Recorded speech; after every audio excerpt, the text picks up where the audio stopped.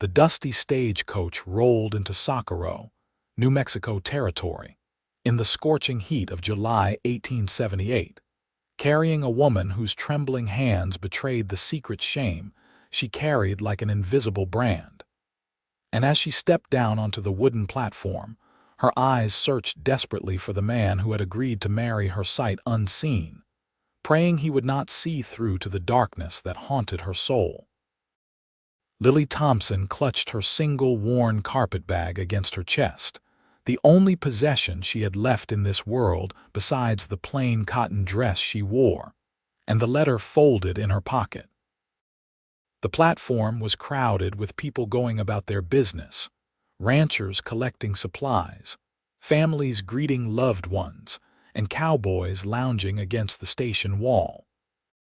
Her heart hammered against her ribs as she scanned the faces, wondering which man was Marcus Donovan, the rancher who had placed an advertisement seeking a wife.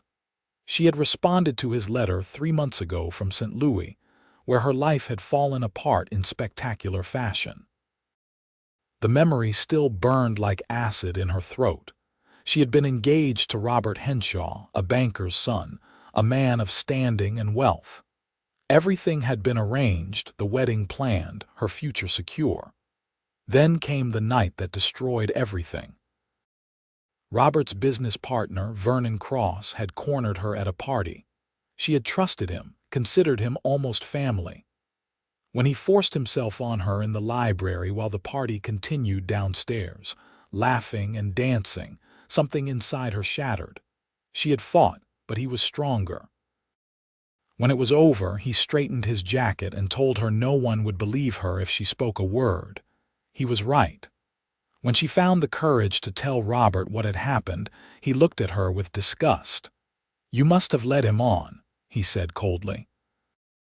A decent woman would have screamed, would have fought harder. The engagement was broken within the day. Worse, Vernon spread rumors that she had willingly given herself to him, that she had seduced him. Her reputation was destroyed. Her own mother had turned her face away in shame, and her father forbade her from entering his house ever again. With nowhere to go and no prospects, Lily had seen Marcus Donovan's advertisement in the newspaper. "Honest rancher seeks wife. Must be hardworking and kind. No need for fancy airs. Write to Marcus Donovan, Socorro, New Mexico territory." She had written immediately, her hand shaking as she penned lies about her circumstances, saying only that her parents had passed and she had no family remaining. It was easier than the truth. Now, standing in the harsh New Mexico sun, she wondered if she had made a terrible mistake. What if he could tell just by looking at her? What if he saw the shame written on her skin? "Miss Thomson." She turned to find a tall man approaching her, removing his dusty hat.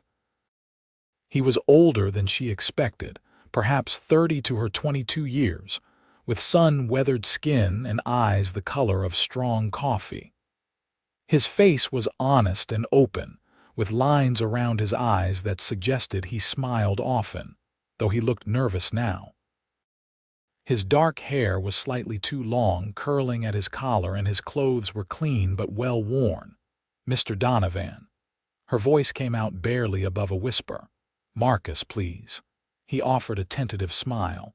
"I hope your journey was not too difficult. The stage from Santa Fe can be rough." "It was fine, thank you." She could not meet his eyes for long, afraid of what he might see in hers. An awkward silence stretched between them. Marcus cleared his throat. "I have the wagon just over here. The ranch is about an hour's ride. I thought we could see Reverend Matthews tomorrow morning if that suits you. Give you a chance to rest and settle yourself." The kindness in his voice made her throat tighten.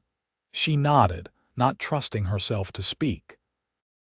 He took her carpetbag, and she noticed he handled it carefully, as though it contained precious things rather than her few shabby belongings. As they walked to the wagon, she became aware of eyes watching them.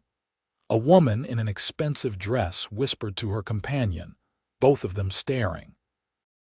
Lily felt heat rise in her cheeks, though these people could not possibly know about her past. Still, she felt exposed as though her shame was visible to everyone. The wagon was simple but sturdy, pulled by two good horses. Marcus helped her up to the seat with a gentle hand at her elbow, then climbed up beside her. As they left the town behind, heading into the rolling countryside dotted with scrub brush and distant mesas, Lily found herself stealing glances at the man beside her. His hands on the reins were calloused and strong, the hands of someone who worked hard. There was a quietness about him that felt peaceful rather than uncomfortable. He did not press her with questions or fill the silence with empty chatter. Finally, he spoke. "I should tell you about the ranch. It is not much, but it is good land with a reliable water source. I run cattle, about 200 head. I have a small house, 2 bedrooms, a kitchen, and a sitting room. I built it myself 5 years ago when I first claimed the land." He paused, then added, "It can be lonely out here. That is why I wrote for a wife. I hope I can make you happy, Miss Thomson." The sincerity in his voice made her eyes burn with unshed tears. "I hope I can be a good wife to you," she managed to say, though the words felt like lies. How could she be a good wife when she was so broken, so stained? "I am sure you will be." His voice was warm with confidence she did not feel she deserved. "I am not a fancy man, and I do not need a fancy wife. Just someone honest and kind, someone to build a life with." Honest. The word cut through her like a knife. She was being dishonest with him right now, coming to him without telling him the truth about what had happened. But how could she tell him? He would send her back immediately, and she had nowhere to go. The ranch came into view as they crested a low hill. The house was modest but well built, with a covered porch and real glass windows.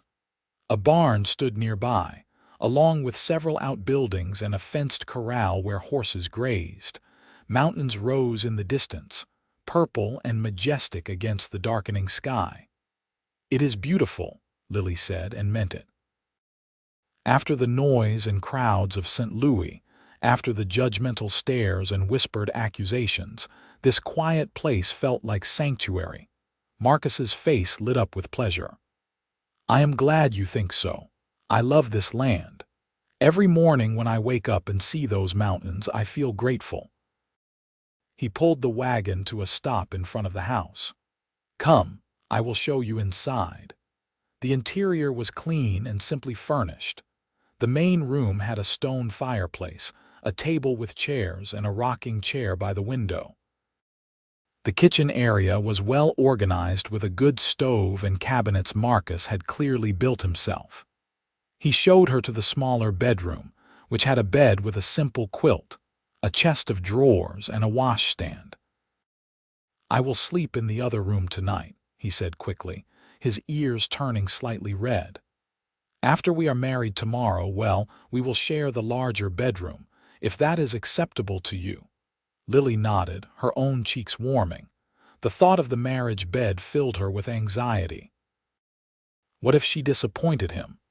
What if the memories of that terrible night came rushing back?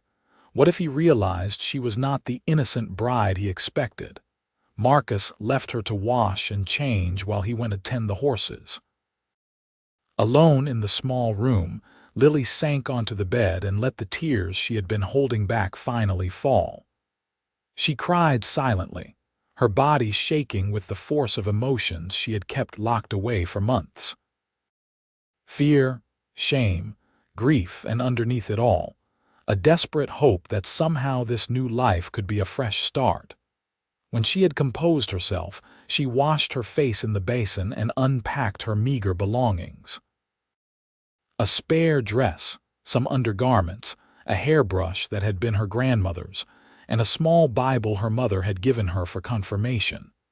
That was all she had left of her old life. She found Marcus in the kitchen, cooking something that smelled surprisingly good. He glanced up when she entered and his eyes held concern. "Are you well?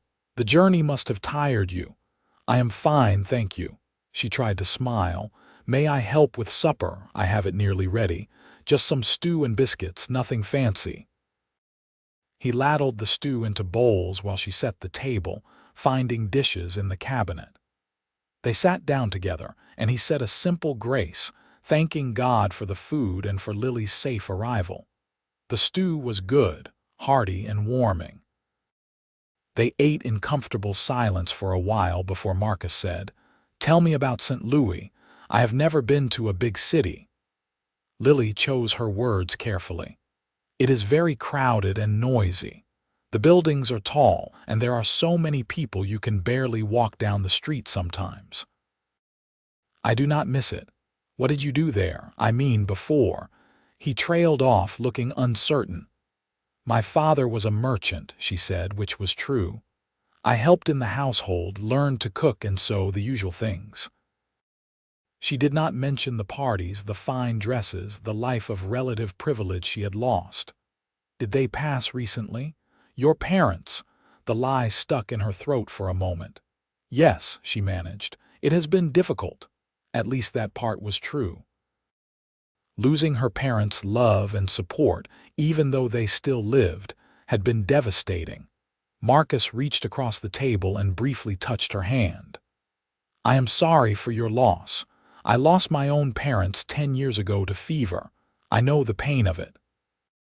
His compassion made her feel even worse about lying to him, but what choice did she have? She gently pulled her hand back, standing to clear the dishes.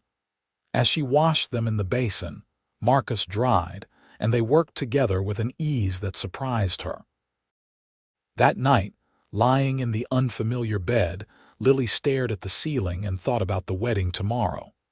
In less than 24 hours, she would be Marcus Donovan's wife. He seemed like a good man, a kind man. He deserved better than a bride with secrets, a woman ruined and cast out. But she had come this far, and there was no going back now. She must have eventually slept, because she woke to sunlight streaming through the window and the smell of coffee. She dressed quickly in her best dress, a simple blue cotton that had seen better days, and brushed out her long dark hair, pinning it up as neatly as she could. Marcus was waiting in the main room, wearing what must be his Sunday clothes. He looked nervous, running his hand through his hair and fidgeting with his hat. When he saw her, his expression softened. "You look lovely. Thank you." She tried to smile, her stomach churning with anxiety. They rode back to Socorro in the wagon, neither speaking much. The town was busier in the morning light, with people going about their Saturday business. Marcus led her to a small white church where Reverend Matthews, a kindly older man with spectacles, greeted them warmly. "Marcus, my boy, I am delighted to perform this ceremony. And Miss Thomson, welcome to Socorro." He shook her hand with genuine warmth. "Now, I just need to ask you both a few questions. A formality, of course." Lily's heart raced as the Reverend asked about her parents, her background, whether she came freely to this marriage. She answered quietly, the lies tasting bitter, but what else could she do? "Very good," Reverend Matthews said. "Shall we begin?" The ceremony was simple and brief. There were no flowers, no guests, just the three of them in the quiet church. When it came time for the vows, Marcus's voice was steady and sure. "I, Marcus James Donovan, take you, Lily Ann Thomson, to be my lawfully wedded wife, to have and to hold from this day forward, for better or for worse, for richer or for poorer, in sickness and in health, until death do us part." Then it was her turn, and her voice shook. "I, Lily Ann Thomson, take you, Marcus James Donovan, to be my lawfully wedded husband, to have and to hold from this day forward, for better or for worse, for richer or for poorer, in sickness and in health, until death do us part." The Reverend pronounced them man and wife. "You may kiss your bride, Marcus." Marcus leaned in slowly, giving her time to pull away if she wished, and pressed a gentle kiss to her lips. It was brief and chaste, but even that small contact made Lily's breath catch. His lips were warm and soft, and there was no demand in the kiss, only tenderness. They signed the registry, and suddenly she was Mrs. Marcus Donovan, bound to this man for life. As they left the church, Marcus helped her into the wagon and surprised her by stopping at the general store. "I want to buy you something," he said. "A wedding gift." "You do not need to do that," she protested, but he was already helping her down. Inside the store, which smelled of leather and spices and wood, Marcus led her to a display of fabric. "Choose something you like. Enough for a new dress, or two if you prefer, and whatever else you need." Lily felt tears prick her eyes at his thoughtfulness. She selected a practical brown calico and a prettier green fabric that reminded her of spring leaves. Marcus also insisted on buying her a warm shawl, new stockings, and a bar of lavender soap. As they loaded the purchases into the wagon, a woman's voice called out, "Marcus Donovan, is that you?" They turned to see a handsomely dressed woman approaching, her eyes sharp with curiosity. She was perhaps 40, with blonde hair graying at the temples and an air of authority. "Mrs. Patterson," Marcus said politely, tipping his hat. "May I present my wife, Lily? We were just married this morning. Lily, this is Mrs. Catherine Patterson. She owns the largest ranch in the county with her husband." "How charming," Mrs. Patterson said, her eyes raking over Lily's worn dress and simple appearance. "A mail-order bride, I assume. How modern of you, Marcus. Where are you from, dear?" "St. Louis, madam," Lily said quietly. "St. Louis. Such a long way. And your family allowed you to travel alone to marry a stranger. How unusual." The words were polite, but the implication was clear. Marcus's jaw tightened. "We should be heading back to the ranch. Good day, Mrs. Patterson." As they drove away, Lily felt the weight of judgment settling on her shoulders again. "She thinks poorly of me," she said quietly. "Catherine Patterson thinks poorly of everyone who does not meet her standards," Marcus said firmly. "Pay her no mind. She is a gossip and a snob." But Lily could not shake the feeling that Mrs. Patterson had seen right through her, had somehow sensed the shame she carried. The joy of the morning faded, replaced by familiar anxiety. Back at the ranch, Marcus unhitched the horses while Lily carried her new purchases inside. When he came in, he found her standing uncertainly in the main room, clearly unsure what to do now that they were married. "Lily," he said gently, "I want to talk to you." She turned to face him, her heart pounding. This was it. He was going to ask her questions she could not answer honestly. He gestured to the chairs by the fireplace, and they sat down facing each other.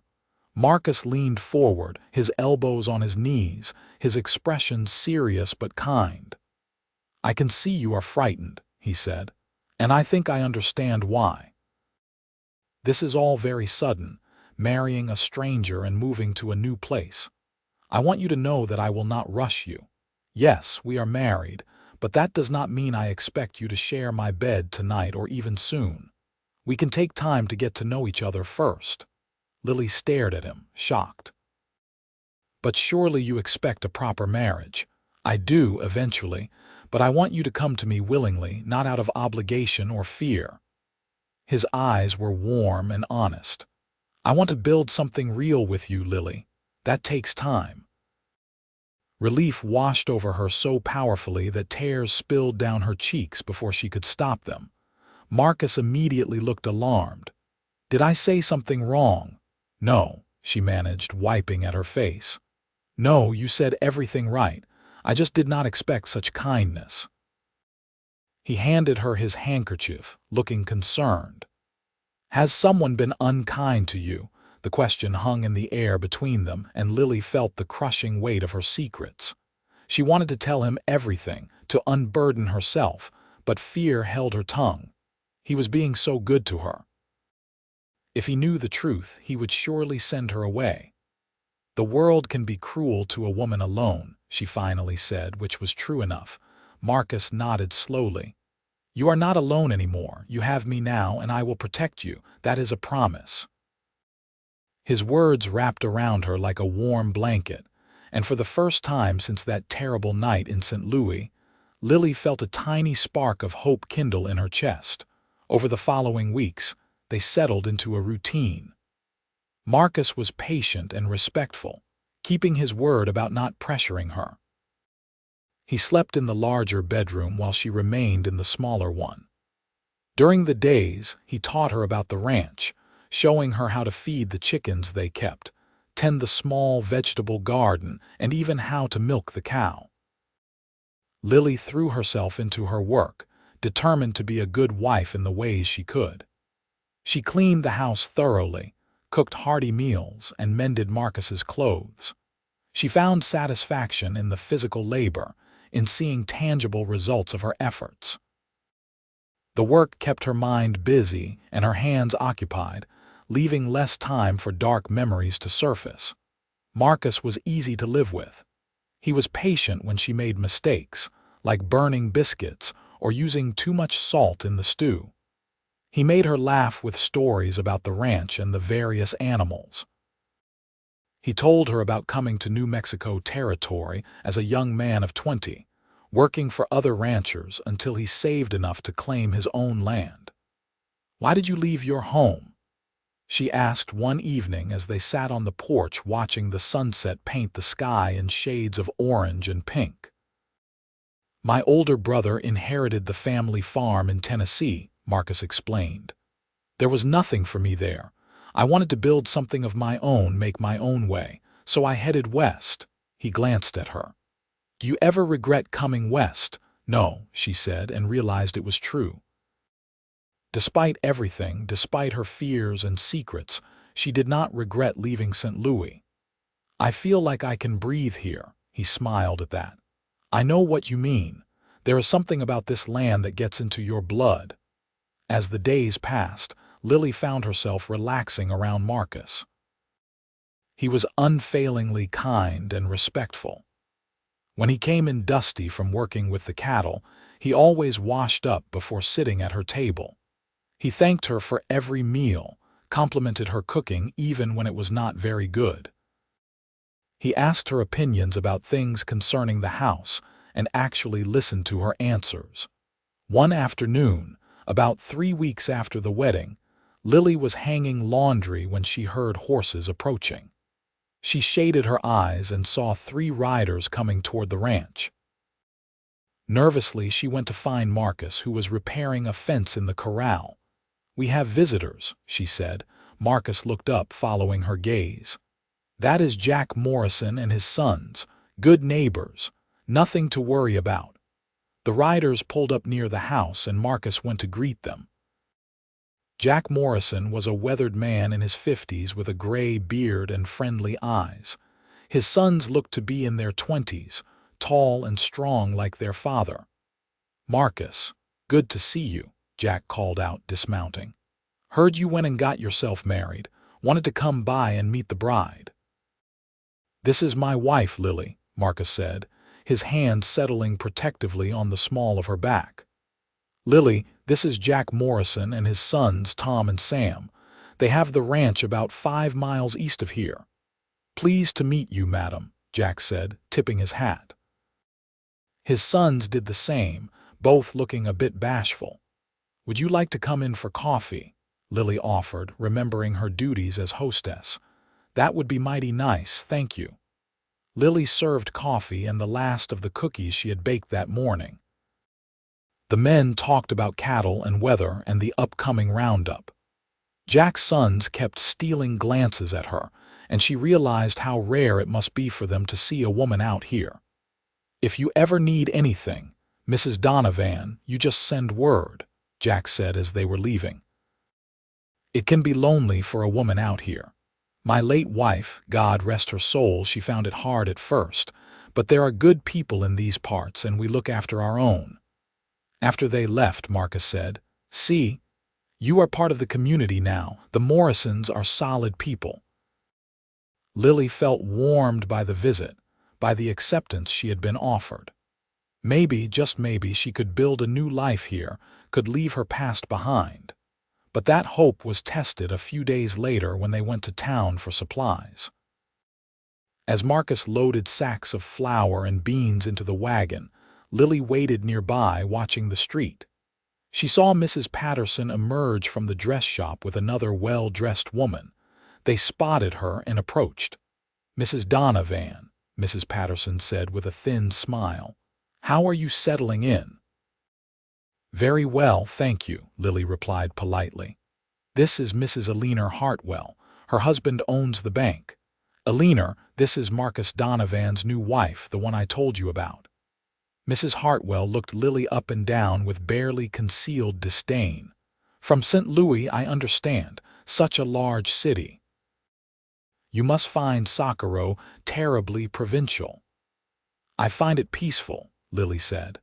"How interesting that you chose to become a mail-order bride," Mrs. Hartwell said.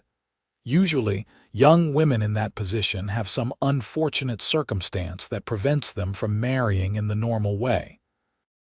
Family debts, perhaps, or a scandal." Lily felt the blood drain from her face. Mrs. Patterson was watching her closely, like a cat watching a mouse. "Of course, we are not suggesting anything improper about you, dear," Mrs. Patterson said, though her tone suggested exactly that.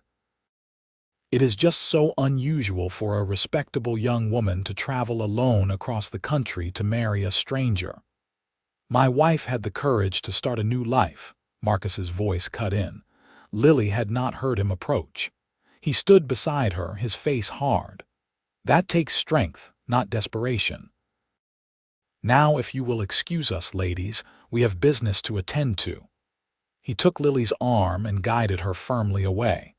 Once they were in the wagon and out of earshot, he said, "Those women have nothing better to do than gossip and judge others.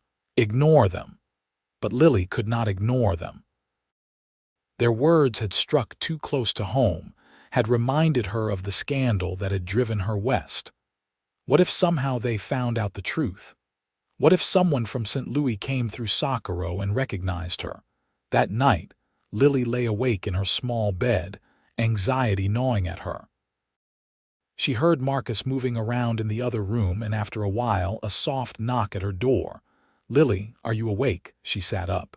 "Yes, may I come in?" "Of course."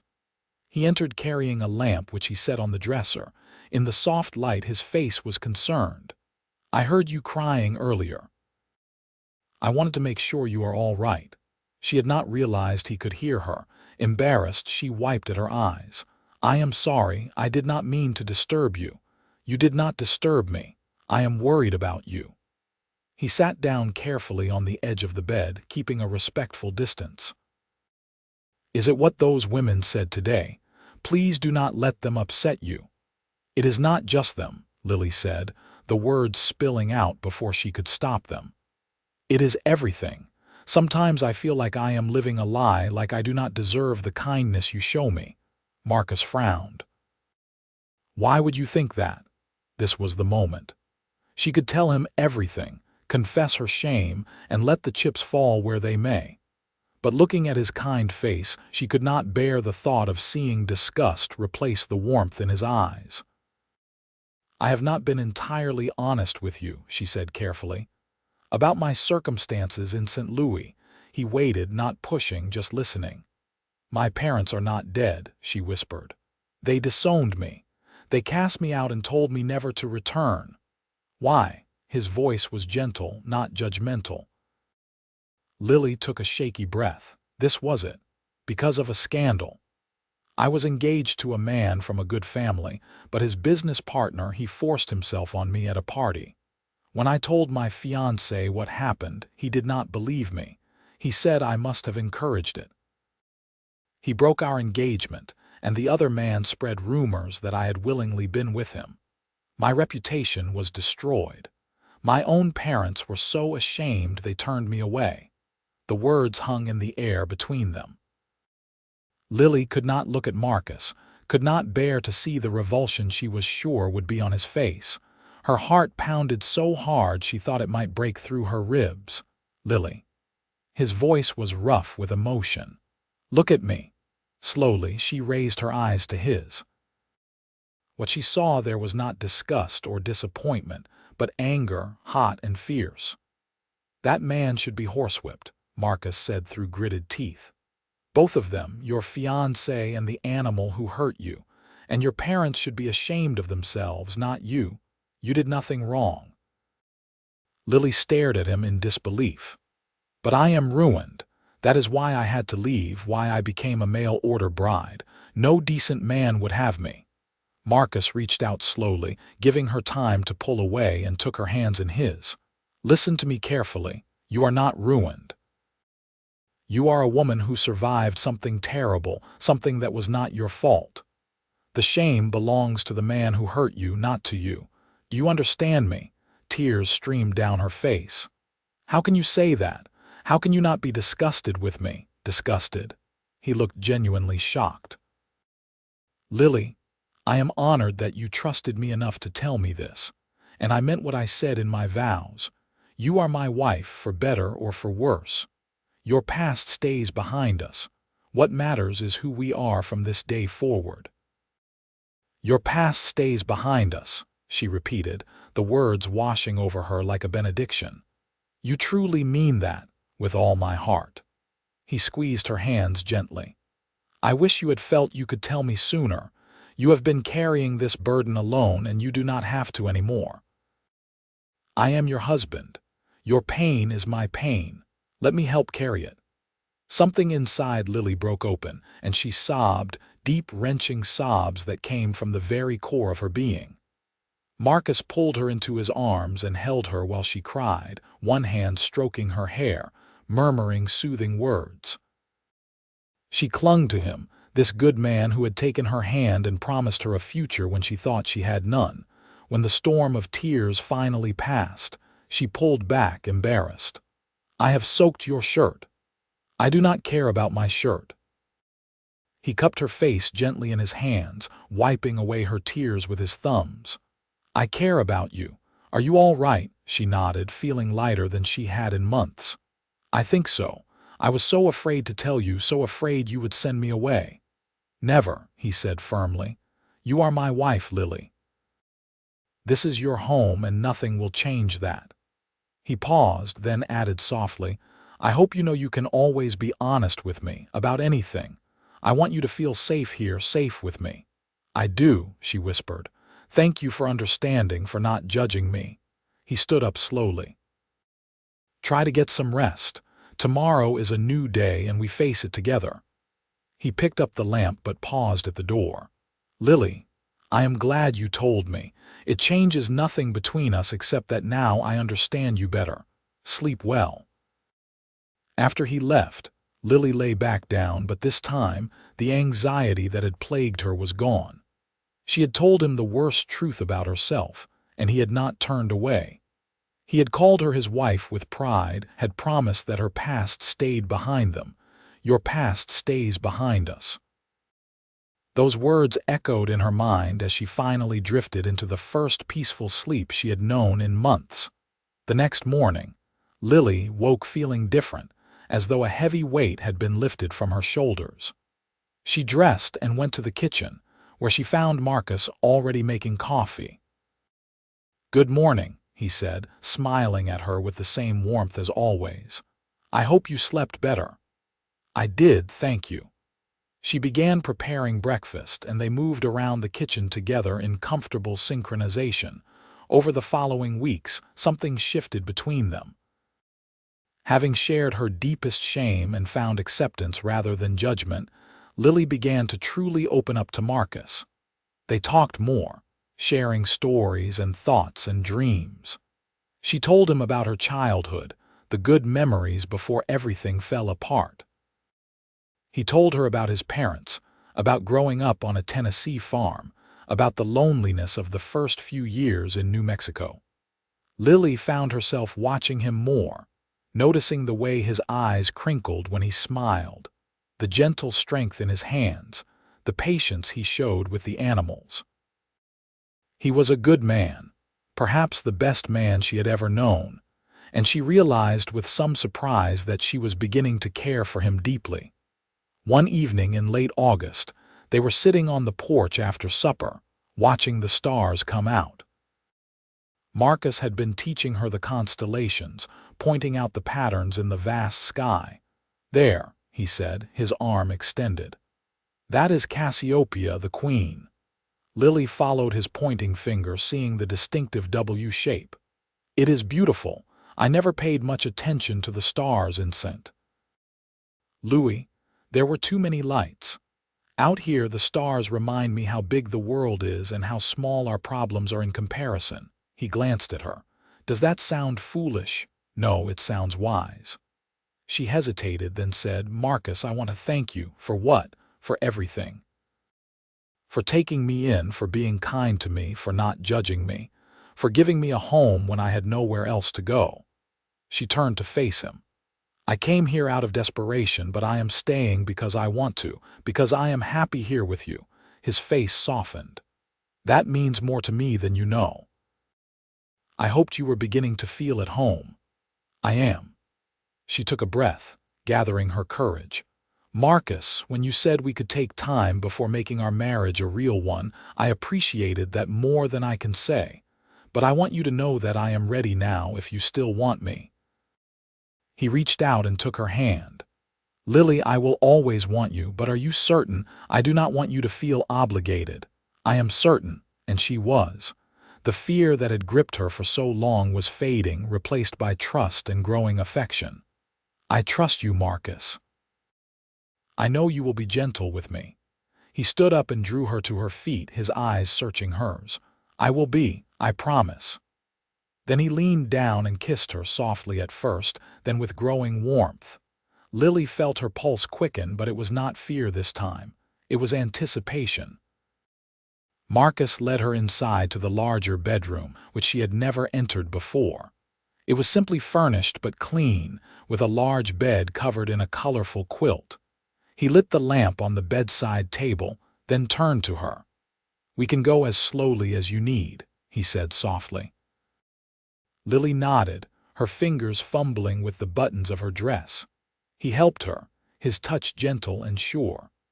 She helped him out of his shirt, seeing for the first time the lean muscles of his chest and arms, earned from hard work. He was patient and careful, constantly checking to make sure she was all right. When they finally came together, it was nothing like that terrible night in St. Louis. Marcus was tender and attentive, more concerned with her comfort than his own pleasure. There was a moment of tension when a flash of memory threatened to overwhelm her, but Marcus seemed to sense it. He paused, cupping her face in his hands. "Stay with me, Lily. See me. It is just us here, just you and me." His words anchored her, and she focused on his face, on the love she saw there. Yes, she realized with a start, it was love. And what she felt for him was growing into love as well. Afterwards, they lay tangled together, and Marcus held her close, pressing kisses to her forehead. "Are you all right?" he asked. "Yes," she said, and it was true. "More than all right. Thank you for being so patient with me." "Always," he murmured. "I love you, Lily. I think I have been falling in love with you since you stepped off that stage." Her heart swelled. "I love you too," she whispered, testing the words and finding them true. "I did not think I could feel this way again, but you have shown me that I can trust, that I can be happy." He tightened his arms around her. "You make me happy too, happier than I have ever been." They fell asleep wrapped in each other's arms, and when Lily woke in the morning to find Marcus beside her, his sleeping face peaceful in the early light, she felt a profound sense of gratitude and joy. Over the next months, Lily bloomed like a desert flower after rain. The love between her and Marcus grew deeper with each passing day. She learned the rhythms of ranch life, becoming skilled at tasks she had never imagined doing back in St. Louis. She could now milk the cow efficiently, collect eggs without getting pecked, and even help Marcus with some of the lighter ranch work. Marcus delighted in teaching her new skills. He showed her how to ride a horse, starting her on his gentlest mare. At first, Lily was terrified, but Marcus was patient, and soon she was riding well enough to accompany him when he checked the fences or moved the cattle. They made love often, sometimes with passionate intensity, other times with slow tenderness. Each time, Marcus was attentive and caring, always making sure she felt safe and cherished.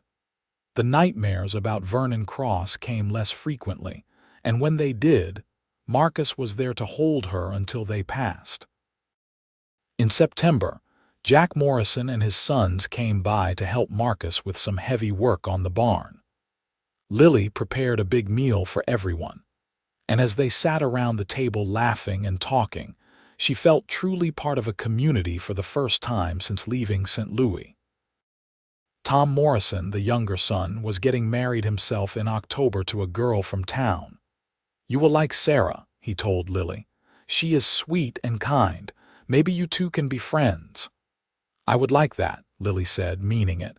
She had been lonely for female companionship. The wedding was a lively affair, and Lily and Sarah did indeed become friends. Sarah was 19, cheerful and optimistic, and she looked at Tom with such obvious adoration that it made Lily smile. After the ceremony, as the women gathered to admire the bride, Sarah pulled Lily aside. "I am so glad you and Marcus are here," she said. "Tom says Marcus is a good man, and I can see you are happy together. It is nice to have another young married woman nearby." "It is nice for me too," Lily admitted. "I was worried I would not fit in here." Sarah squeezed her hand. "You fit in just fine. I hope we can visit often." They did visit, back and forth between the ranches.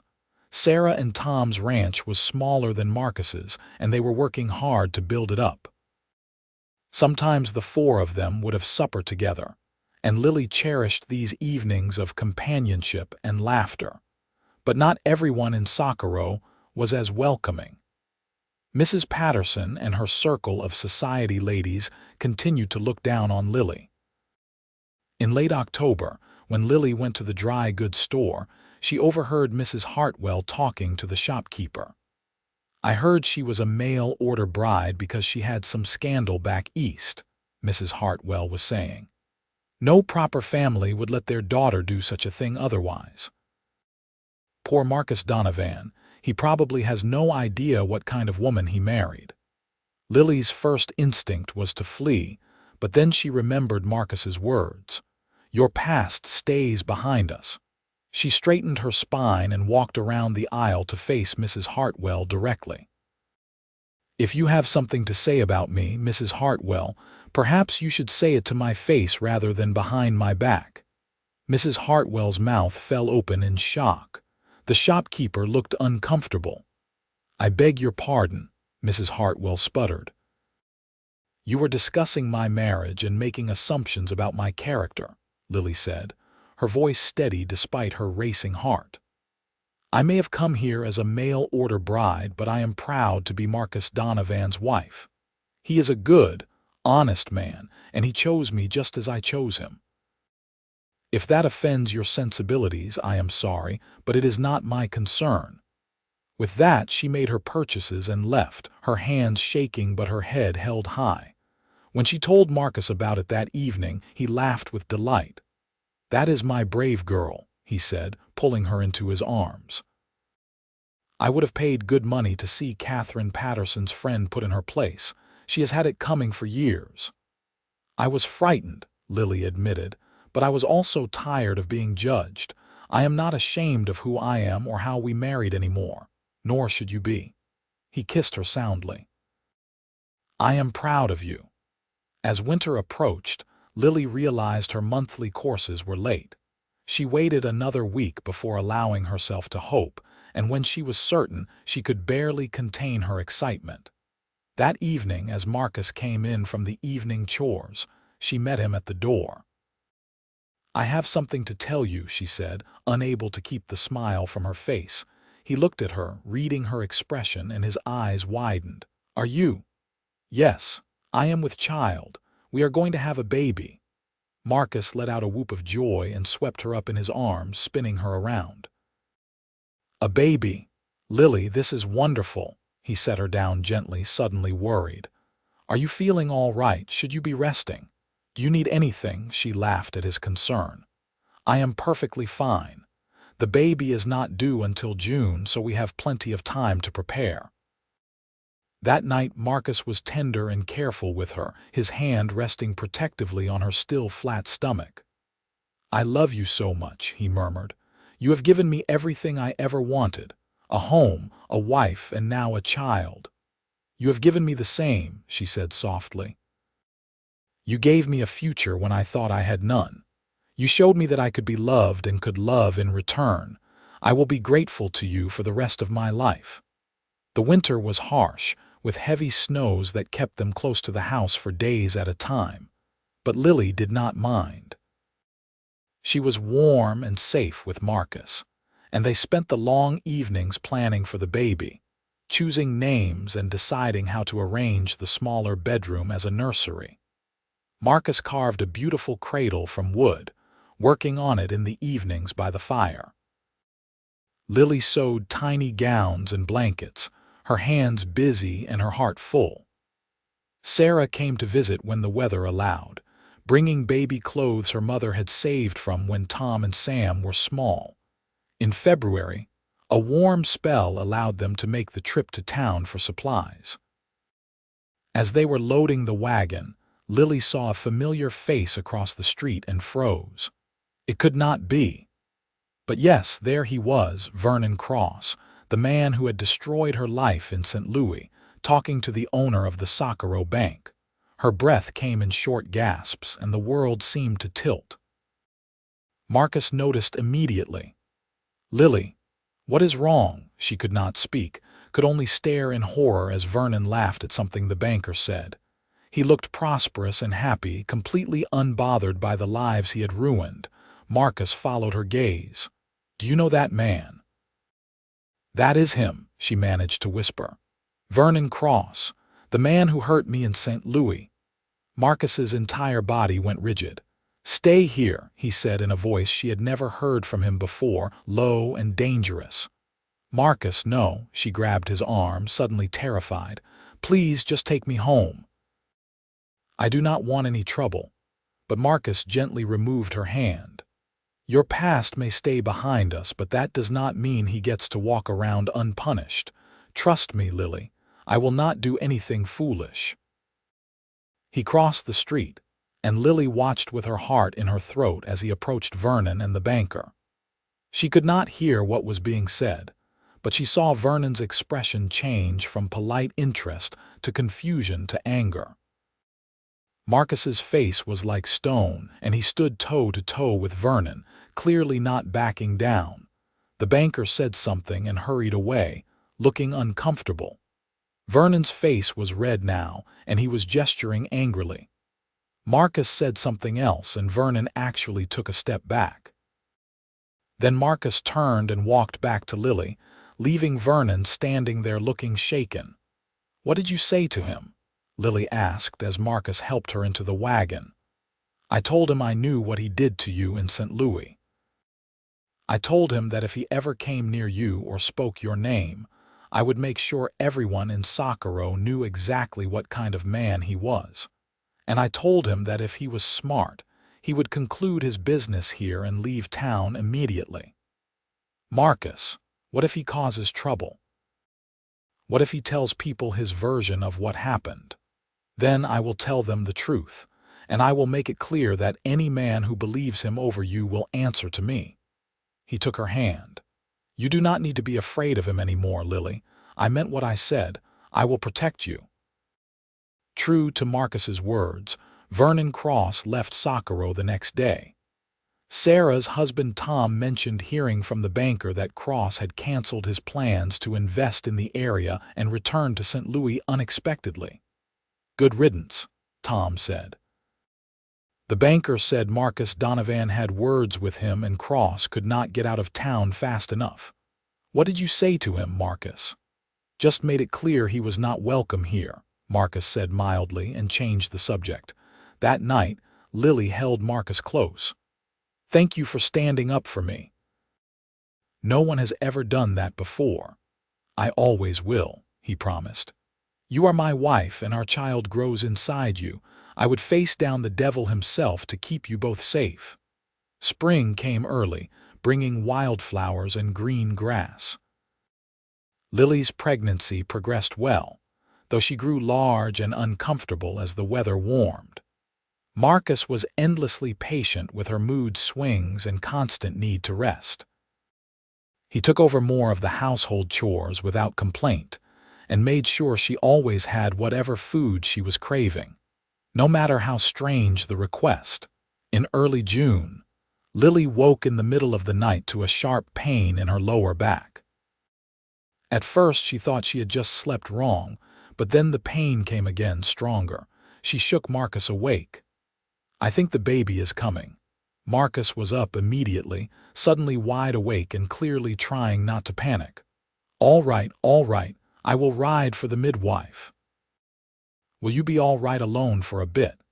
Yes, just hurry. He dressed in record time and raced out to saddle a horse. Lily heard him gallop away toward Sarah's ranch, where the nearest midwife lived. Then she was alone with the pains that came with increasing frequency. She breathed through them, remembering what Sarah had told her about childbirth. The pains were manageable at first, but they grew stronger and closer together. She walked around the house, pausing to lean against furniture when the contractions hit.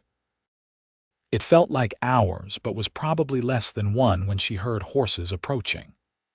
Marcus burst through the door, followed by Mrs. Morrison, Jack's late wife's sister who served as midwife for the area, a capable woman in her 50s named Ruth. "Let us get you to bed, dear," Ruth said calmly, taking charge immediately. "Marcus, you boil water and gather clean cloths, then wait outside." "Outside? I want to stay with her," Marcus protested. "This is no place for a husband," Ruth said firmly. "You will only be in the way." But Lily reached for Marcus's hand. "Please, I want him to stay." Ruth looked surprised but nodded. "If you are sure, dear, some women find it helps." Marcus stayed by Lily's side through the long hours of labor. He held her hand, wiped her face with cool cloths, and murmured encouragement when she was sure she could not go on. Ruth examined her periodically and declared everything was progressing normally, if slowly. The pain was worse than anything Lily had imagined, but having Marcus there made it bearable. Finally, as dawn light began to creep through the window, Ruth said, "It is time to push, Lily. The baby is ready." The final stage was intense and exhausting, but with Marcus supporting her back and Ruth coaching her, Lily pushed with all her strength. And then, suddenly, there was a cry, high and indignant, and Ruth was laughing. "A boy, you have a fine, healthy son." Lily collapsed back against Marcus, tears streaming down her face as Ruth cleaned the baby and wrapped him in a soft blanket. Then the midwife placed the tiny bundle in Lily's arms. He was perfect, with a dusting of dark hair and eyes that seemed to stare right at her. His little face was red and scrunched up, but to Lily, he was the most beautiful thing she had ever seen. "Hello, little one," she whispered. "Welcome to the world." Marcus was crying too, she realized, tears running unashamedly down his face as he looked at his son. "He is perfect," he said hoarsely. "Lily, you did so well. He is perfect." "What will you name him?" Ruth asked as she bustled about, cleaning up. Marcus and Lily looked at each other.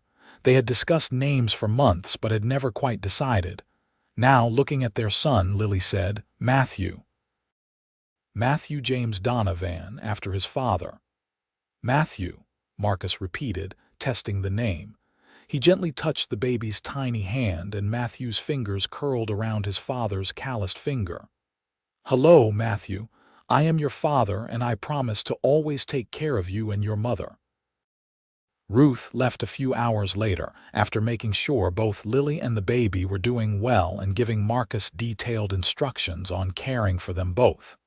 Lily was exhausted but too happy to sleep. She held Matthew, marveling at the tiny miracle they had created. "I never thought I would have this," she said softly. "A husband who loves me, a baby, a real family. After everything that happened, I thought I had lost any chance at this kind of happiness." Marcus, sitting beside her on the bed, put his arm around her shoulders. "You deserve all the happiness in the world, Lily.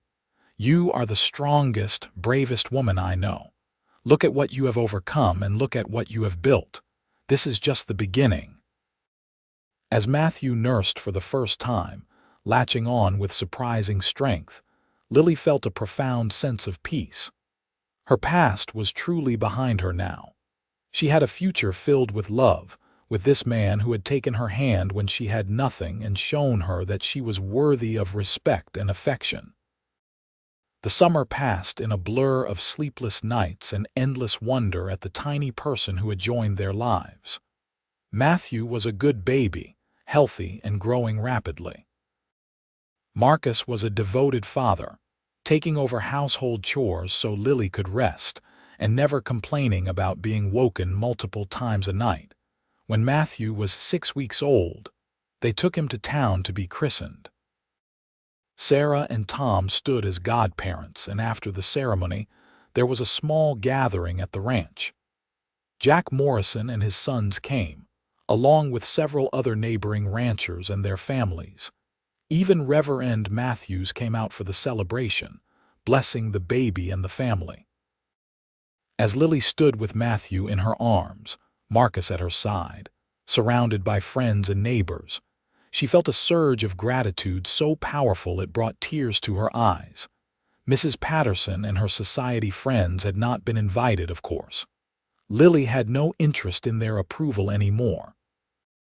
She had found her place in this community among the good, honest, hard-working people who did not judge her past, but accepted her for who she was now. As autumn painted the landscape in gold and red, Lily settled into the rhythms of motherhood. She loved watching Marcus with Matthew, seeing the gentleness with which this strong cowboy handled his tiny son. Marcus would sit in the rocking chair for hours, holding Matthew against his chest, talking to him about the ranch and the horses and everything he would teach him when he was older. In November, Sarah announced she was expecting her first child, due in the spring. The two women spent happy hours together, Lily sharing what she had learned about babies while Sarah helped with the mending and cooking. "You seem so content," Sarah observed one afternoon as they sat shelling peas while Matthew napped. "When you first came to Socorro, you seemed so sad and frightened, but now you glow with happiness." "I am happy," Lily said. "Happier than I ever thought possible. Marcus has given me everything I needed to heal and to hope again." That winter was gentler than the previous one, with less snow and more sunny days. On Christmas morning, Marcus surprised Lily with a beautiful shawl he had ordered from Santa Fe, soft wool in a rich blue color. She gave him a new hat she had spent weeks sewing and shaping. But the real gift was Matthew, now 6 months old and starting to sit up on his own, gurgling and laughing as his parents played with him. "This is the best Christmas I have ever had," Marcus said, holding Lily close as Matthew played with a wooden toy Marcus had carved. "Last year, you were just beginning to settle in and we were still learning each other. Now look at us. A real family." "A real family," Lily echoed, kissing him softly. "I love you so much, Marcus. Thank you for seeing past my shame to the person I could become with your love." "There was never any shame, my love, only strength and courage." He kissed her back, deep and sweet. "And I love you more than words can say." In April, Sarah gave birth to a daughter they named Emma. Lily was there to help, remembering how much it had meant to have Marcus present at Matthew's birth. She held Sarah's hand through the labor and was one of the first to hold the tiny girl.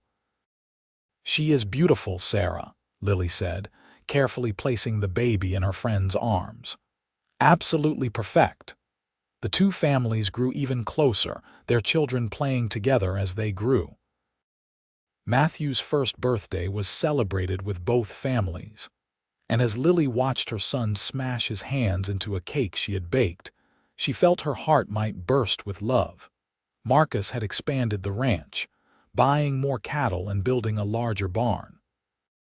They were prospering, saving money for Matthew's future and for the other children they hoped to have.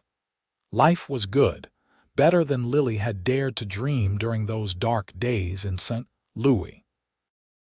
One evening in late summer, as they sat on the porch watching Matthew toddle around the yard chasing fireflies, Marcus said, "I have been thinking about something." "What is that?"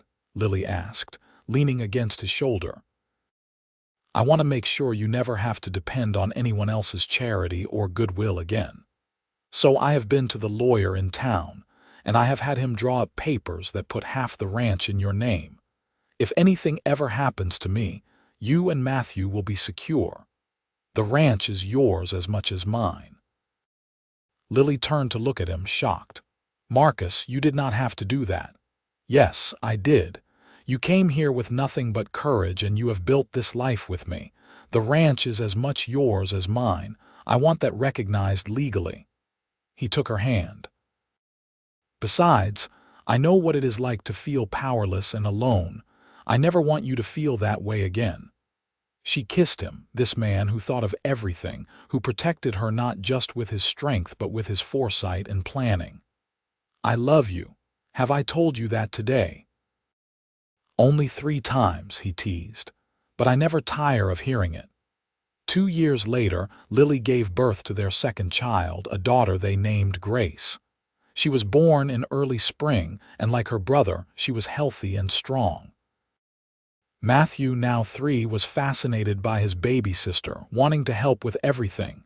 "Gentle," Lily reminded him as he patted Grace's soft hair. "She is very small." "I be careful, Mama," Matthew promised, his little face serious.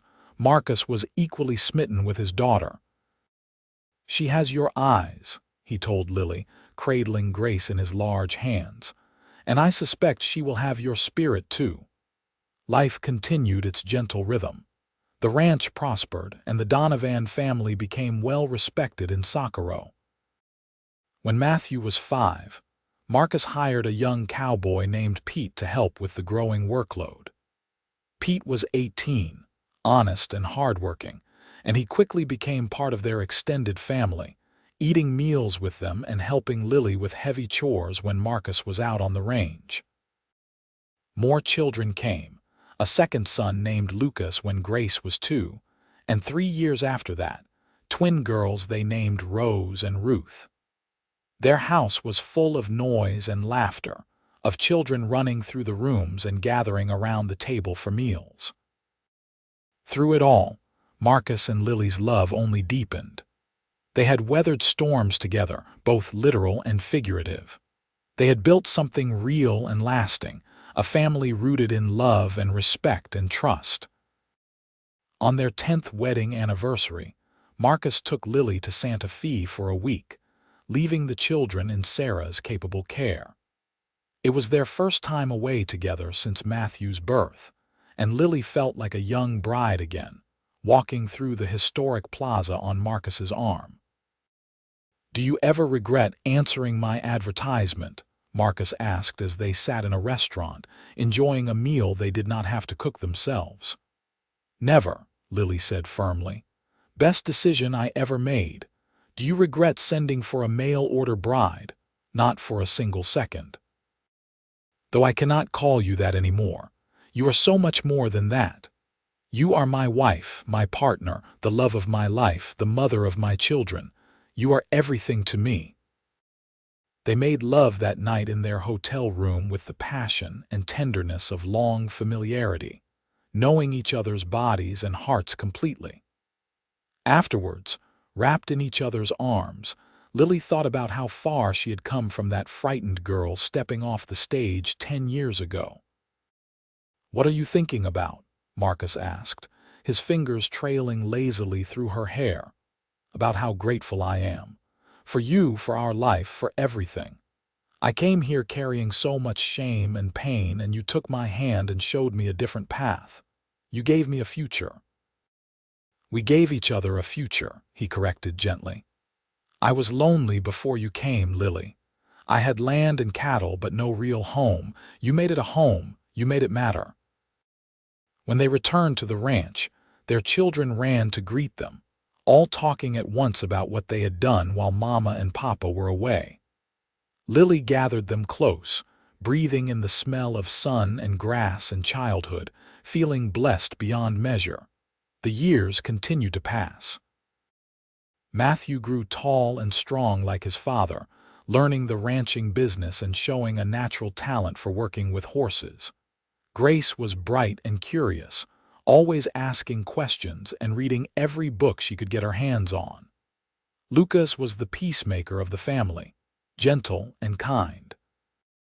The twins, Rose and Ruth, were mischievous and inseparable, always getting into some kind of trouble together. When Matthew turned 18, Marcus officially made him a partner in the ranch. "You have earned it, son," he said as they signed the papers. "You work as hard as any man I have ever known." Matthew, now taller than his father and broad-shouldered from ranch work, looked embarrassed but pleased. "I learned from the best," he said. "You and Mama built something good here. I am proud to be part of it." That night, Lily and Marcus sat on the porch as they had done for years, watching the sunset paint the sky in brilliant colors. They were older now. Marcus's dark hair shot through with silver, Lily's face lined with the marks of laughter and sun. But they still held hands, still found comfort and joy in each other's presence. "You remember what I said to you that first night after you told me about St. Louis?" Marcus asked. "You said my past stays behind us," Lily recalled. "I have never forgotten those words. They gave me permission to let go of my shame, to believe I could have a future. It is still true, you know. Whatever came before, we faced it together and moved forward.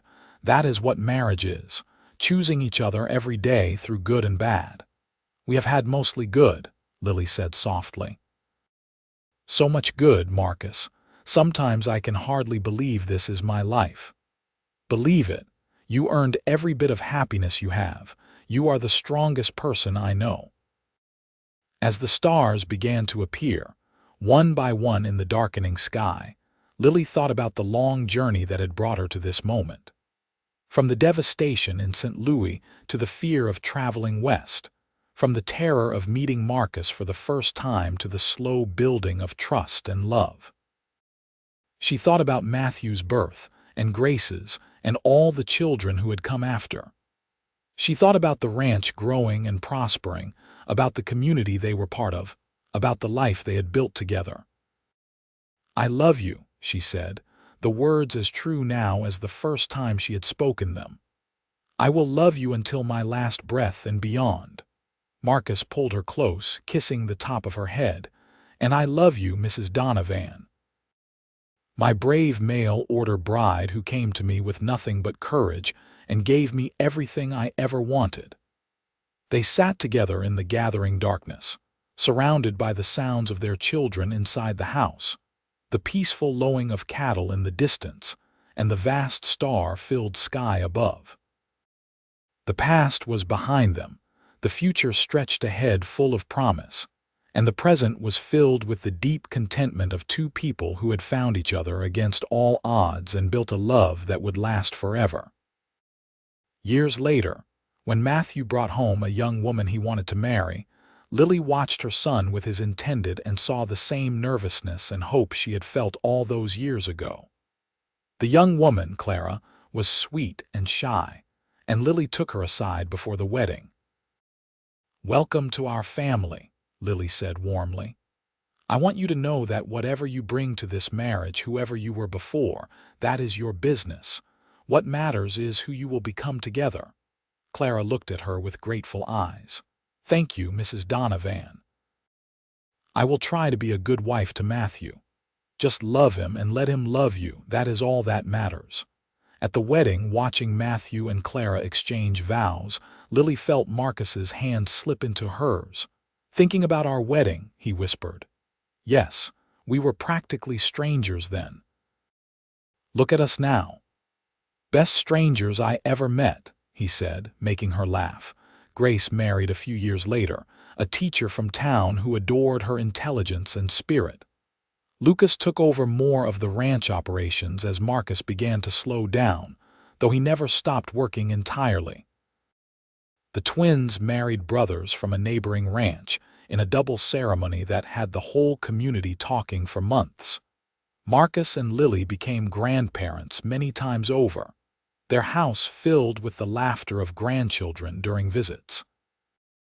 They added on to the house several times to accommodate family gatherings, and Sunday dinners with all the children and grandchildren became a cherished tradition.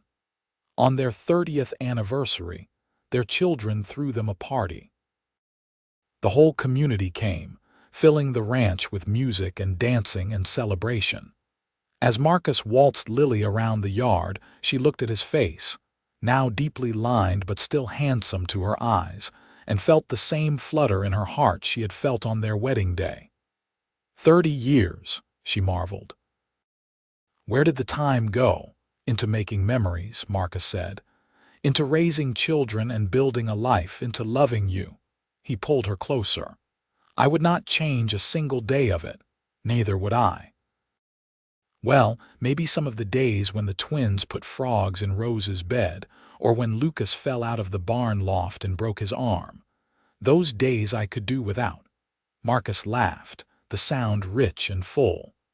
But even those days were part of our story. Every moment brought us here. As the party continued around them, Lily rested her head on Marcus's shoulder and thought about the girl she had been, stepping off that stage in Socorro with nothing but a carpetbag and a heavy heart. She had been so afraid, so ashamed, so certain she had lost any chance at happiness. But Marcus had taken her hand. He had looked past her pain to see her worth. He had spoken those words that changed everything. Your past stays behind us. And he had meant it, every day of their lives together. They had built something beautiful on the foundation of his acceptance and her courage. A family, a home, a legacy that would continue through their children and grandchildren. She had arrived with nothing but shame, and he had given her everything, love and respect, and a future filled with joy. The music swelled, and their children danced nearby, their grandchildren running between the adults, shrieking with laughter. This was her life now, and it was more than she had ever dreamed possible. More than she had thought she deserved, though Marcus had spent 30 years showing her that she deserved it all. Thank you, she whispered against his chest. For what? For choosing me. For seeing me when I felt invisible. For loving me when I could not love myself. For giving me this beautiful life. Marcus stopped dancing and cupped her face in his hands, looking into her eyes with the same love and devotion he had shown her from the beginning. Lily, you gave me all of that too. We saved each other. We built this together. Never forget that. He kissed her then, sweet and tender, and around them, their children cheered and their grandchildren giggled. The sun was setting over the mountains, painting the sky in shades of orange and pink and gold, and Lily knew with absolute certainty that she was exactly where she was meant to be. The years continued to be kind to them. Marcus and Lily grew old together, their love deepening with time rather than fading.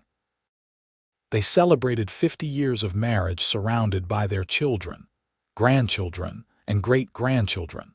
A legacy of love that started with a frightened woman stepping off a stage and a lonely cowboy offering his hand.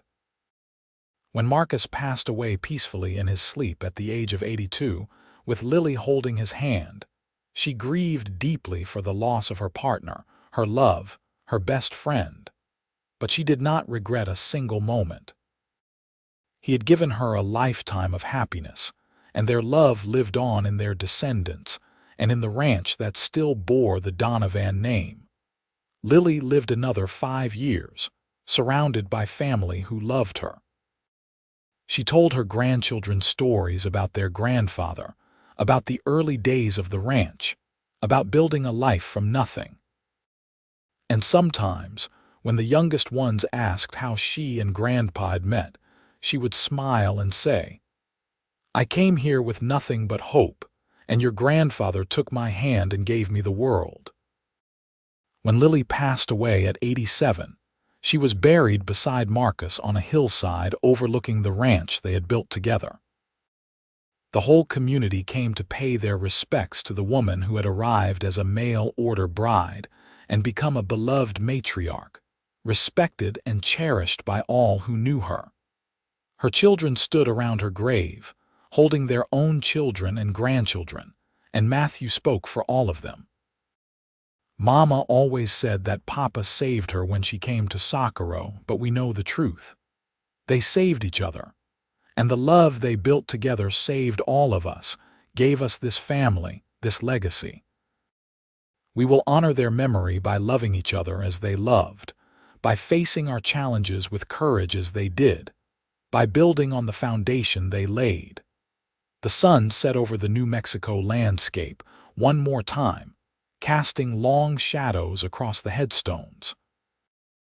On Lily's marker, beneath her name and dates, Marcus's children had carved words their father had spoken so long ago, words that had changed everything.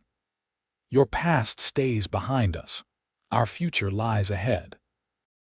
And so it did, for all the generations that came after, carrying forward the legacy of a mail-order bride who arrived with nothing but shame and a cowboy who took her hand and showed her the way home.